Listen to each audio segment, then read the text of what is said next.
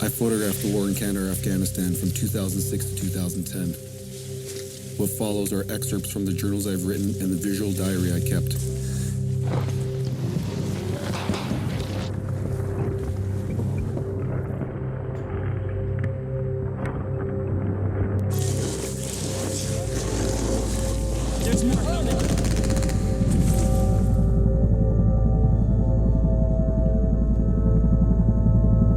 September 23rd, 2010. I have almost made it.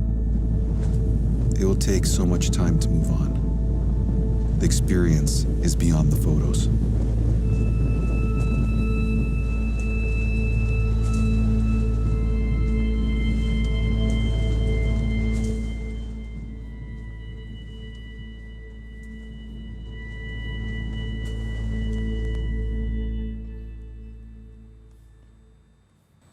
You just watched the trailer for Kandahar Journals. A little over a year ago, I sat down with my guest to chat with them about the Kickstarter campaign for said film, and now the film will make its world premiere at the Canadian War Museum this Thursday, September 25th from 7 to 9:30 p.m. Its television broadcast is set to air October 6th on the CBC, and if you live in the DC area, it will premiere at the National Gallery of Art November 7th at 3 p.m. I'd like to welcome photojournalist and co-director of the film, Louie Palu, and his co-director, Devin Gallagher, back on the Picture Lock. Thanks for having us. Thanks for having us. Just one correction, it's actually the 24th, not the 25th. The 24th, With the world premiere happening in Ottawa. Okay, awesome. So you guys have to be pretty excited about that, correct? We're very excited. We're really, really excited, and there's going to be a DC premiere on November 7th in the National Gallery too. So we got both the capitals, both the countries happening. Okay. So for those who don't know, can you guys just give us a brief description of what the film is about? It's through the eyes of Louie Palu, and it takes place in mostly the regions outside of Kandahar, Afghanistan, and it focuses on the fighting that happens in the war.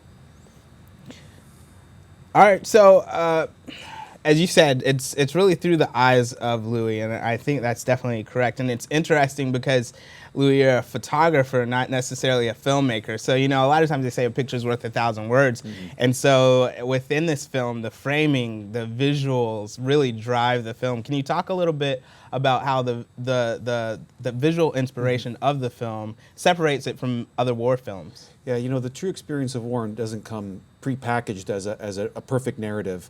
We really had to look deep into what we had, which was very unique, which was the window to war through my eyes as a photojournalist, not as a soldier, not as a civilian in the war, or not as a camera crew going to document what's going on in a war, but through all these materials I had made sort of as a visual or a written or an audio diary, and then turn it into something which are really like flashes, like when you really truly experience war, when Devin and I would talk about what the war was kind of really like, what we realized is the thesis of the film became the impossibility of photography to convey the reality of war.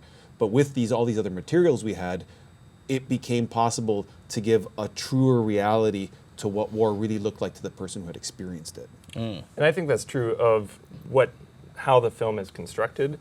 It's called Kandahar Journals for a reason, is because most of the assets and most of what's in the film are based off of Louie's journals that he wrote on the front lines. There's very little voiceover that we added.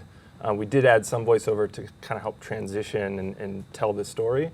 But for the most part, you're looking at the visuals that are happening on the front lines as well as the stories that he wrote well on the front lines. And we talked about the last time that, Louie, you're there from 2006 to 2010, and mm-hmm. you're kind of touching base on it right now. How difficult was it to take everything that you shot, all the different photographs that you took, the video, and then put it into something that's actually digestible for the viewer?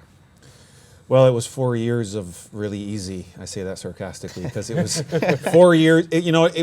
What happened was the film really was Devin's idea. He had seen making a feature film. I was making some short films. Devin saw all the material as an archive. It was kind of like a time capsule that was given to us. And we said, hey, we think there's something unique in here. And we kind of had to work backwards because it was already shot, so to speak. And we wondered, what was there. We worked through a lot of different things and ended up through a lot of rabbit holes, dead ends, so to speak. We brought in a writer, Murray Brewster, who had covered the war for 6 years. We brought in different artists, which is like all films. You bring in a sound composer, editors, and different people to advise us on it. Experienced filmmakers. We did a workshop with the Doc Institute, and what really emerged was the idea was a path. What is different? What is not in the dialogue on war and that particular war in Afghanistan? And the view of a photojournalist based on their diaries, where what's happening is not only the filmmaker, but the person experiencing it at the same time, which I think changes the position with which the audience experiences the film quite a bit, actually. So, and working with Devin, it kind of balanced out what I was doing personally when I had myself in the film, and added something a little more objective where someone else was directing. And I think sort of pivoting back and forth between that made a really, really big difference. Yeah, I was going to say, Devin, when you first looked at the footage, right, because a lot of it is first person. And I really like that. I kind of geek out of it as a film nerd, just because you hear the breathing, you hear the footsteps, but it feels like you're actually the one there. So can you just talk a little bit about, in the editing process, did you find yourself kind of immersed in the story? Because basically we get to be, in a sense, you, Louie. Yeah, it's interesting. When we first started the film, it was almost, it took a while to kind of get everyone's vision in line, because everyone, when you start a creative pursuit, everyone kind of has their own mind's eye of what the film's going to be. And I kind of wanted to make a film about Louie, and Louie kind of wanted to make a film about the war, and it kind of converged into what it is now, where you have Louie who is featured in it, but you can't read it as a film about Louie, right, because really it's through his eyes. And so what we were able to do is be able to try and put Louie in there as much as we could to have it be a consistent vision and a story and a character, but also how do you tell the story of how it looks and feels on the front line. And that was kind of the objective, to make it really experiential, as opposed to here's Louie, he's taking pictures, and this is what his workflow is, and this is where he went now, and this is what he's doing now. And the who, what, where, when, why is not so much important, but the actual feeling, the emotional feeling of actually being there. Yeah, and I think that comes across. I'm gonna geek out for a second, right? So in the beginning, shortly after the intro to the film, I feel like you guys walk us through or introduce us visually, right? So we're walking up this road, and it's just like kind of, okay, what's going on? Why are we looking at the road? There's a little bit of rubble. Then it becomes like a lot more. And Whoa, don't be a spoiler. I'm not going to. Then suddenly we open up on this. It's like welcome. It's metaphorically kind of like welcome to the war. And then even at the end, it's kind of like this dusty scene, and it's really ambiguous. And so I thought that it was interesting as bookends, kind of like welcome, and at the same time like closing it out, kind of like, you can kind of come to your own conclusion. Was that part of the process for it? Definitely. What Devin and I did, especially as younger filmmakers, we of course looked to inspiration for films that we really liked, and a film I really like is Thin Red Line. And several things started emerging in the film, and while we were in the edit suite, we would make notes, and I would send notes to Devin, and Devin would be great because he wouldn't be in the editing suite as much as I would, and I'd be there like daily making notes, and things emerged. Like one thing that emerged, you mentioned the road. Roads continue to appear throughout the film, and so do rivers. So there's sort of the human journey, the created journey, and then there's nature's journey, and the struggle to move up and down these paths. And you'll see throughout the film, and we built layers of meaning like that. Birds appear all the time. Sort of symbol of birds are sort of the symbol of the soul, of flight, of travel, and we built a lot of things like that. But the road, you'll see in the film, we call it tank cam, where we actually strapped a camera onto the turret of a tank, and you're like floating through the air going down the road. So we take you deeper and deeper into the front lines, and then slowly you're in the river. You're like getting swallowed by the place. So we built that as part of the narrative. We wanted to really push documentary filmmaking to sort of a new area. There's nothing, everything's been done, so to speak, but we wanted to push genre a little bit, because we felt like there's a little bit of a cookie cutter thing going on in documentary filmmaking these days, I think. And we really wanted this film to really stand out because it's an important issue. We wanted people to take note of that. And last time you guys came on, we kind of talked about the importance of this film, why people should watch it. And at that time, it was why people should support with the Kickstarter campaign. But now that it's finished and it's going to premiere, why do you think this is an important film that people need to see? When I first saw the rough cut that Larry Jackman put together, the first thing I thought of was, wow, this is going to hold up historically. And I think because it gives that impression of what it looks and feels like, and what were the soldiers wearing, what was, the bugs were biting, what was the terrain like, and those are the types of things that 50 years from now people can come back and look and watch a film and see and get some sort of window into what it was like. Mm-hmm. Well, I think I wanted to look at it in two places, sort of two angles. I mean, one, like Devin has just said, it's an important historical document. We listed all the soldiers I crossed paths with. Right. And not as a thank you so much, but more as a record. Just the military units, we thought it was really, really important to even understand the scope of the project and the time period. But I think even just in terms of filmmaking, that we pushed sort of the manner of storytelling, the style and the aesthetic of filmmaking, so that at this time, when these two filmmakers made a film about that war, who told it differently and tried challenging the concept of what filmmaking about war was going on. And we just thought that's what we really worked toward that. So we think it's important, not only because we broke genre and tried making a different film, a unique film, but also as a historical document. There's a couple scenes in the film, and there's no spoilers. There's a couple scenes in the film where you can tell that there had to be a lot of restraint, I think, on your part just to get it on camera. And as a viewer, we're also looking and we're like, wow, this is kind of messed up in terms of war. So the fact that, people's homes, they're kind of being displaced, or if you're in a situation where, you're asking someone to move out of their home and then, your journal comes in, what was it like being there, showing that restraint? But I think kind of, you might have talked about this the last time, but just in terms of being able to report it back to us, the people that weren't there, like this is really what took place. I think the difference of this film and say a news report in many ways, it's from my personal journals. There's no political ideology in my filmmaking or in sort of my point of view. I'm just writing it down as I'm seeing it. It was actually, those are personal notes. Those journals were never meant to be seen in any of my sort of news coverage when I was reporting there. I'm not there with the combatants and I'm not there with the civilians. So it really is what it really is, I'm an independent witness. And I think that's a really important role to recognize. And that's another reason why this film's important to see, is to understand the role of the independent witness in our daily news reporting and how unique a reporting style and objective view they provide to what's going on in the critical issues of our time. Yeah, and I definitely think that came across. One of the things I was thinking about is there's also a juxtaposition of you being on the front lines versus being at home. Even in terms of the score and the noise within the film, right? When you're on the front lines, it's loud, it's noisy. When you're at home, it just seems like, honestly, like you're kind of bored in the frame, Can you talk about that? Because it even comes out in one scene when you're in Capitol Hill, those same trenches that on the front lines that you're in, suddenly you're in the trenches, but taking photos in the safety of, the behind the U.S.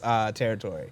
Can you talk about that? Yeah, I think what's important here, and I think this can come from a bit of both of us, is right away we realized sort of that disconnection of the home front, so to speak, where people either felt like the journalists were not reporting in a way that they could connect or understand the war, or that they just couldn't connect to the war period. And we just felt like it comes back to that. The thesis of our film is this impossibility of photographs to convey the reality of war.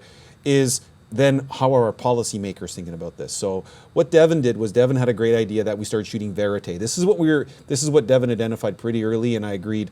We needed verite of me back here. We needed to connect the audience home and then bring them back and forth to the front line. Yeah. And so I just started taking a camera with me. So Devin's like, hey, take your camera on all your assignments. So I was up on Capitol Hill.